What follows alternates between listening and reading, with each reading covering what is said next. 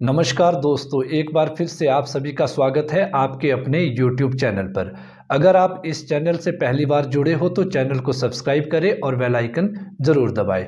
दोस्तों, आज मैं आपके लिए एक नई अपडेट लेकर आया हूं कि कल हिमाचल पुलिस हेडक्वार्टर शिमला से पुलिस कांस्टेबल के 1334 पदों की सूचना जारी कर दी गई है, जिसमें जनरल ड्यूटी कांस्टेबल पुरुषों के लिए 932 पद और महिलाओं के लिए 311 पद आरक्षित है। साथ ही कांस्टेबल ड्राइवर पुरुषों के लिए 91 पदों की सूचना जारी की गई है। दोस्तों, आपको बता दूं कि 1 अक्टूबर से ऑनलाइन पोर्टल ओपन कर दिया जाएगा और इच्छुक उम्मीदवार 1 अक्टूबर से 31 अक्टूबर तक ऑनलाइन मोड में अपना एप्लीकेशन फॉर्म भर सकते हैं। इसकी नोटिफिकेशन की डिटेल में बात की जाए तो जो district wise distribution of post है वो इस तरह से है। बिलासपुर के लिए टोटल 74 पद निकाले गए हैं, जिसमें पुरुषों के लिए 52, महिलाओं के लिए 17 और ड्राइवर कांस्टेबल के लिए 5 पद। चंबा में कुल 102 पद, जिसमें से पुरुषों के लिए 71, महिलाओं के लिए 24 और ड्राइवर मेल कांस्टेबल के लिए 7 वैकेंसीज हैं। अगर हमीरपुर की बात करें तो कुल पद 89, मेल 62, फीमेल 21 और मेल ड्राइवर 6 वैकेंसीज। कांगड़ा की अगर बात की जाए, कांगड़ा में सबसे ज़्यादा वैकेंसीज निकली है 293, जिसमें पुरुषों के लिए 205, महिलाओं के लिए 68 और पुरुष ड्राइवर के लिए 20 पद निकाले गए हैं। फिर किन्नौर की बात करते हैं। किन्नौर में पुरुषों के लिए 11 पद, महिलाओं के लिए 4, पुरुष ड्राइवर कांस्टेबल के लिए 1 पद और कुल 16 पद। कुल्लू की बात की जाए तो कुल 86 वैकेंसी निकाली गई है, जिसमें पुरुषों के लिए 60, महिलाओं के लिए 20 और ड्राइवर पुरुषों के लिए 6 पद निकाले गए हैं। अगर लाहौल और स्पीति की बात की जाए, इसमें सबसे कम 5 पद निकाले गए हैं, 4 पुरुषों के लिए, 1 महिला कांस्टेबल के लिए और ड्राइवर की इसमें कोई वैकेंसी नहीं निकाली गई है। मंडी की बात की जाए तो मंडी में 194 टोटल कुल पद निकाले गए हैं, जिसमें से 136 मेल, 45 फीमेल और 13 मेल ड्राइवर कांस्टेबल की वैकेंसी निकाली गई है। फिर शिमला डिस्ट्रिक्ट की बात करते हैं तो शिमला डिस्ट्रिक्ट में 110 पुरुषों के लिए और 37 पद महिलाओं के लिए, 11 पद पुरुष ड्राइवर कांस्टेबल के लिए और कुल 158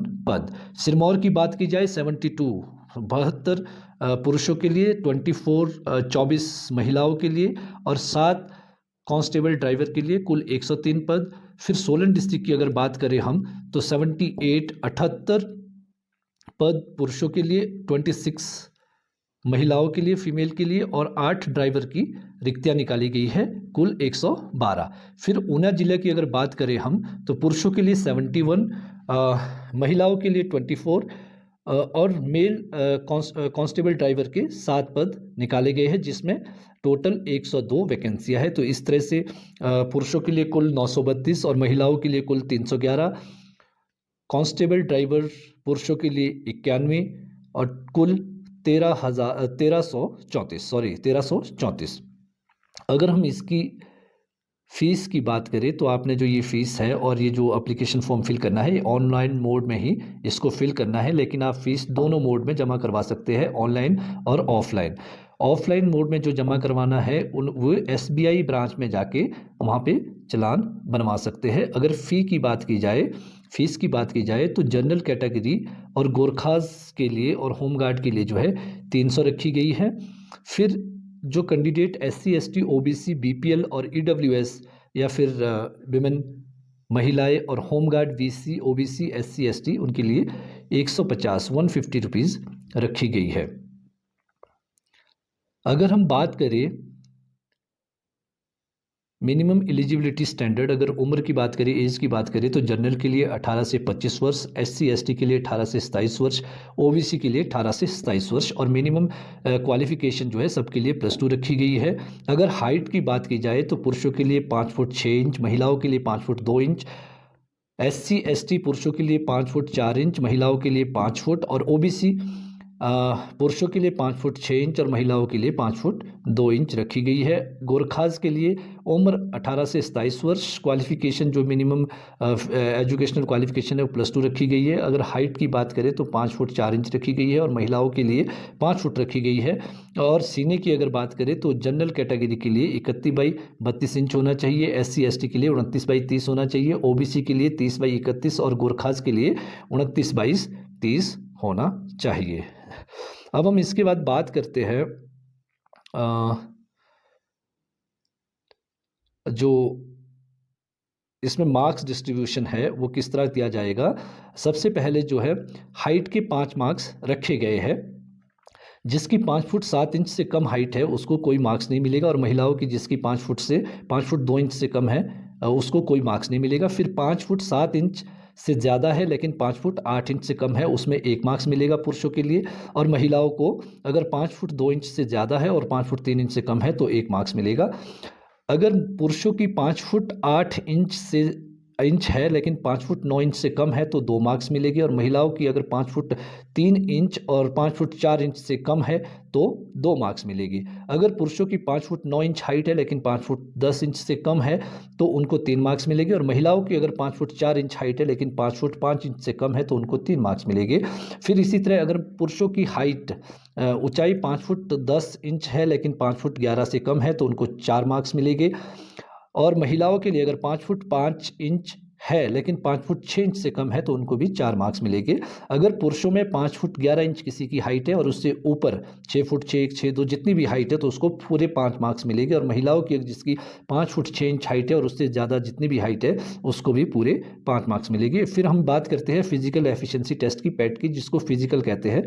इसमें क्या है, 15 मीटर की रेस है पुरुषों के लिए और 800 मीटर की रेस है महिलाओं के लिए। पुरुषों को ये जो दौड़ है 6 मिनट 30 सेकंड में पूरी करनी है, और महिलाओं को ये दौड़ 4 मिनट 15 सेकंड में पूरी करनी है। इसके अलावा कोई एक्स्ट्रा टाइम नहीं दिया जाएगा। फिर अगर हाई जंप की बात करें तो 1.25 मीटर पुरुषों के लिए है और इसमें 3 मौके दिए जाएंगे, 3 चांस दिए जाएंगे, और महिलाओं के लिए 1 मीटर है और उनको भी 3 मौके दिए जाएंगे। फिर ब्रॉड जंप की बात करें, अगर हम लॉन्ग जंप की जिसको बोलते हैं, तो इसमें 4 मीटर पुरुषों के लिए है और 3 मीटर महिलाओं के लिए है। फिर अगर हम इसमें जो तीसरी स्टेज होगी एग्ज़ाम की, पहले तो आपकी हाइट नापी जाएगी, उसके बाद आपका फिजिकल टेस्ट होगा, फिर उसके बाद जो इसमें क्लियर होगी उसके बाद उनका रिटन एग्जामिनेशन लिया जाएगा जो 80 मार्क्स का होगा। वो रिटन एग्जामिनेशन किस तरह का रहेगा, उसमें क्या क्या सब्जेक्ट पूछे जाएंगे।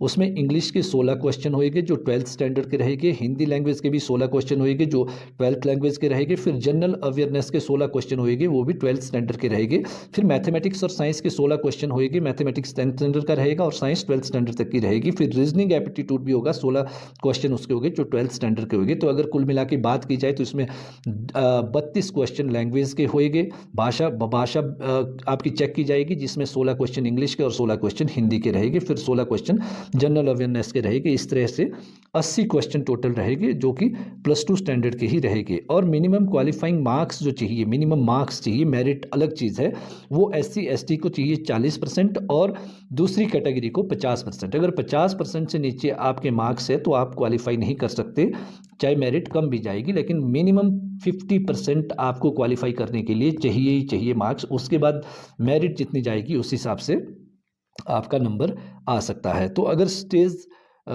6 की बात करें तो उसमें क्या होगा, आपके डॉक्यूमेंट्स और आपके जो मार्क्स है, मार्क्स सर्टिफिकेट है, उनको चेक किया जाएगा जिसके 15 मार्क्स उसके भी रखे गए हैं। उस स्क्रूटनी में क्या होगा, एक तो आपको जो वेटेज मिलेगी, किस किस चीज़ की आपको वेटेज मिलेगी, एजुकेशनल क्वालिफिकेशन की आपको वेटेज मिलेगी। अगर कैंडिडेट के 50% मार्क्स है जो +2 में रिक्वायर्ड है तो उसको 1.25 मार्क्स मिलेगा, ठीक है। अगर कैंडिडेट के उससे ज़्यादा 60% मार्क्स है तो उसको भी 1.50 मार्क्स, मतलब जितने भी आपके +2 में मार्क्स है उसको 0.25 से मल्टीप्लाई करके उसमें आपको मार्क्स दिए जाएंगे। और मैक्सिमम मार्क्स जो है वो 2.5 मतलब 2.5 मार्क्स जो है वो मैक्सिमम रहेगा इसमें। फिर जो लोग बैकवर्ड एरिया या पंचायत से बिलोंग करते हैं उनके लिए 1 मार्क्स रखा गया है, और जो लैंडलेस फैमिलीज़ है या फिर जिनके पास 1 हेक्टेयर से कम ज़मीन है और रेवेन्यू डिपार्टमेंट से उनका सर्टिफिकेट बना है तो उनको भी 1 मार्क्स दिया जाएगा। अगर किसी के पास एनएसएस या एनसीसी है तो एनएसएस का 1 मार्क्स है। अगर एनसीसी की हम बात करें, एनसीसी अगर सी सर्टिफिकेट है तो उसको 4 मार्क्स मिलेगी। एनसीसी अगर बी सर्टिफिकेट है तो आपको 2 मार्क्स मिलेंगे। अगर एनसीसी ए सर्टिफिकेट है तो आपको 1 नंबर दिया जाएगा। और candidate who has all these certificate will given marks of NCC C certificate only, क्योंकि इसमें मैक्सिमम सी सर्टिफिकेट के 4 मार्क्स रखे गए हैं। फिर भारत स्काउट और भारत स्काउट एंड गाइड, उसके मिनिमम एलिजिबिलिटीज़ 1 ईयर, उसका 1 मार्क्स रखा गया है।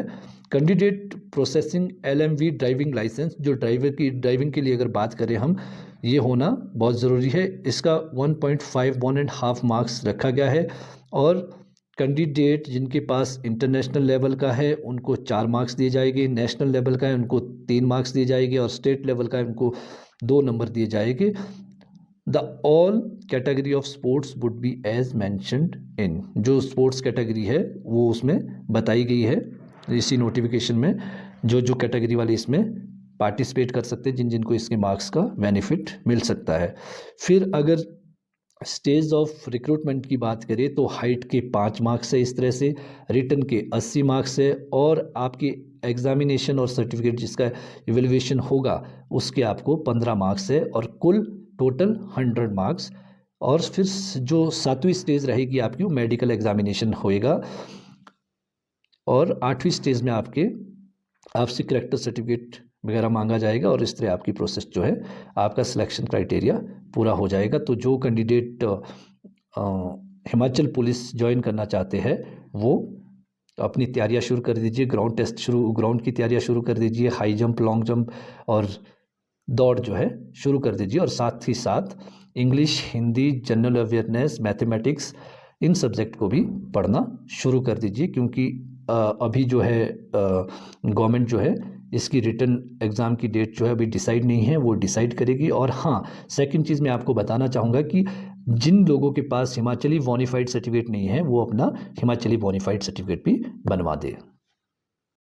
दोस्तों, अगर आपको मेरा ये वीडियो अच्छा लगा हो तो शेयर कीजिए, लाइक कीजिए, कमेंट बॉक्स में जाके कमेंट ज़रूर कीजिएगा, मुझे बहुत अच्छा लगेगा। धन्यवाद। जय हिंद, जय भारत।